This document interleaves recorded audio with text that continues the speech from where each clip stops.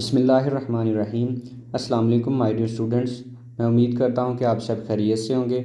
आज की इस वीडियो में हम क्लास 10 के मैथ का चैप्टर नंबर 4 करेंगे। उसकी मिसलेनियस एक्सरसाइज जो है 4 करेंगे। एमसीक्यूज़ नंबर 1 अगर हम देखें तो हमारे पास है जी the identity 5x + 4 whole square is equal to 25x² + 40x + 16 is true for. तो जो इक्वेशन असल में आइडेंटिटी होती है वो वेरिएबल की तमाम वैल्यू के लिए ट्रू होती है। तो यहाँ से यही पूछा जा रहा है कि ये 1 वैल्यू ऑफ एक्स के लिए ट्रू होगा। नहीं जी, गलत बात है। 2 वैल्यूज़ ऑफ एक्स है, ये भी गलत बात है। ऑल वैल्यूज़ ऑफ एक्स, तो ये हमारे काम की बात है। ये तमाम वैल्यू के लिए जो एक्स है उसके लिए ट्रू होगी। दूसरा हमसे पूछा जा रहा है function of the form f of x is equal to n x over d f x with d f x is not equal to zero where n of x and d f x are polynomial in x. मतलब इस function को हम क्या बोलते हैं? तो ये असल में फंक्शन जो है ना ये फ्रैक्शन कहलाता है। आइडेंटिटी तो ये नहीं है। आइडेंटिटी के लिए जो ऊपर एमसीक्यूज़ है ये डेफिनेशन होती है। इक्वेशन भी सादी नहीं है, ये सिर्फ फ्रैक्शन होगी। थर्ड वाला एमसीक्यूज़ है fraction in which the degree of numerator is greater और equal to the degree of denominator is called. याद रखें, न्यूमिनेटर जो है ना ये फ्रैक्शन से जो ऊपर वाली वैल्यू है उसको बोलते हैं, और डिनोमिनेटर फ्रैक्शन की जो नीचे वाली वैल्यू है उसको बोलते हैं। तो ये कह ये रहा है कि अगर ऊपर वाले की डिग्री नीचे वाले की डिग्री से ज़्यादा या बराबर हो तो उसको हम क्या बोलते हैं जी? उसको बोलते हैं इम्प्रॉपर फ्रैक्शन। ठीक है जी, तो ये आंसर करेक्ट आएगा, एन इम्प्रॉपर फ्रैक्शन। और अगर ऊपर वाले की डिग्री लेस हो, नीचे वाले की डिग्री ज़्यादा हो, तो फिर उसको बोलते हैं प्रॉपर फ्रैक्शन, जो कि आगे उसने बताया हुआ है। A fraction in which the degree of numerator is less than the degree of denominator. तो इस केस के लिए आंसर करेक्ट आएगा प्रॉपर फ्रैक्शन। इसका जो है ना डी वाला करेक्ट आंसर आएगा। 5 वाले एमसीक्यूज़ में देखें तो वो ये कह रहा है कि 2x + 1 ओवर x + 1 और x - 1, इसको हम क्या बोलेंगे?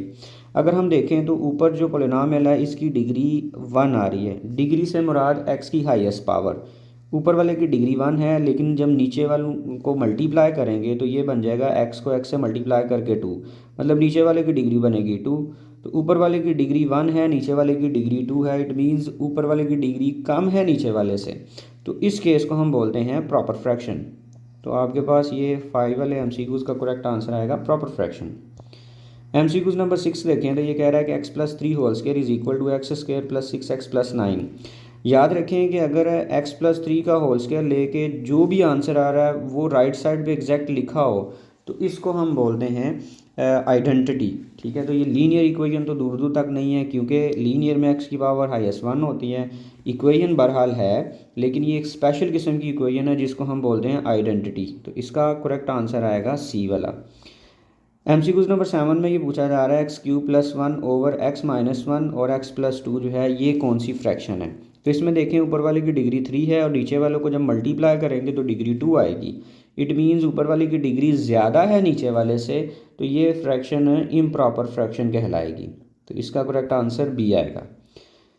एमसीक्यूज़ नंबर 8 देखें तो उसमें ये बताया जा रहा है कि partial fractions of x - 2 over x - 1 x + 2 are. अगर नीचे लीनियर हो, ये दोनों लीनियर फैक्टर हैं, तो इसकी पार्शियल फ्रैक्शन ऐसे लेट की जाती हैं a ओवर x - 1 और प्लस b ओवर x + 2। इसकी पार्शियल फ्रैक्शन यूँ लेट करेंगे। तो अगर आप देखें जी एमसीक्यूज़ नंबर a इससे मिलता है, जो भी मैंने आंसर लिखा है, तो करेक्ट आंसर इसका a बन गया।